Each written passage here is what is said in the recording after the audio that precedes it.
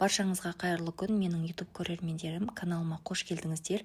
Бүгін сіздерге аспирин салмай-ақ, ешқандай атылмайтын, құрамына күріш қосып жасалынатын өте тәмді әрі тойымды салаттың рецебімен бөлісемін. Осылай жаздың күні жауып тастасаңыздар, қыста енді рахатын көресіздер. Өте тойымды салаттардың бірі. Ең алдымен көкөністеріміздің барлығын жуып тазартып аламыз. Бізге сәбіз, чеснок, қызанақ және де болгар бұрыш қажет болады. Болгар бұрыштың қызыл түрін ғана қолданамыз. Көкөністеріміздің барлығын дәл видеода көрсетілгендей ет тартқыштың көмегімен өткізіп аламыз. Мына жерде сәбізді өткізіп жатырмын, одан кейін чеснок және де қызыл болгар бұрыштарымызды да өткіземіз, қызанағымызды өткіземіз.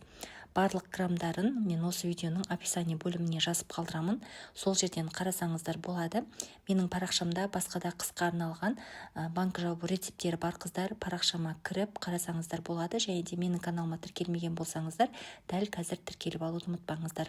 Көкөністеріміздің барлығын өткізіп болғаннан соң, қызып тұрған майымызға ең алдымен чеснок пен сәбізді салып, жақсылап араластырып, газдың баяу отында шамамен 10-15 минут көлемінде қақпағын жауып қуырамыз. Сәбізіміз әбден жақсылап қуырылғаннан соң, оның үстіне жаңағы ет тартқыштан өткізіп дайындап қойған қызыл болгар бұрышымызды саламыз.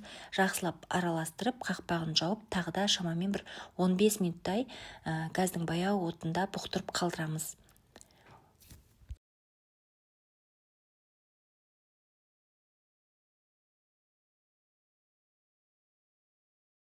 Он 15 минут бойы жақсылап қуырып алдық. Енді жаңағы ет тартқыштан өткізіп дайындап қойған қызанағымызды саламыз. Осы кезде дәміне қарай тұз, қара бұрыш саламыз. Қалауыңызша дәмдеуіштерін қоссаңыздар болады. Мен тұз бен қара бұрыш ғана қостым. Жақсылап араластырамыз енді.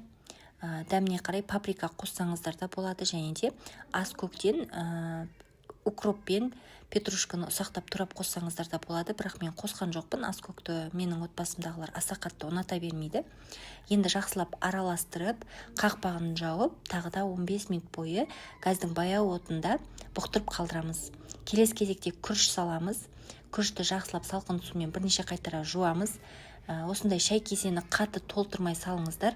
Егер қатты толтырып салып жіберсеңіздер, біздің салатымыз қою болып кетеді.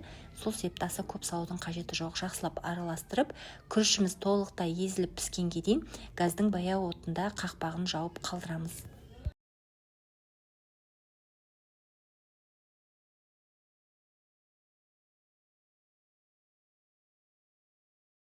Біздің салатымыз дайын болған кезде осындай 9% уксустан 1-2 тамшы ғана қосып жібердім.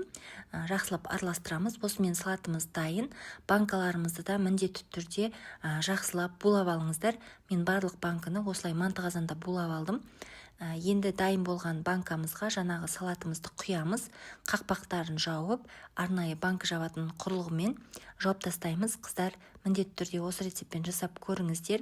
Өте тәмді әрі тойымды салаттардың бірі. Дәл осы рецептпен жатсаңыздар, ешқандай атылмайды. Өзім бірнеше жылдан бері қолданатын сенімді рецептерімнің бірі. Сіздерге пайдалы рецепт болды деген сенімдемін. Барлықтарыңызға рахмет. Менің пайдалы парақшама тіркеліп кетуді ұмытпаңыздар.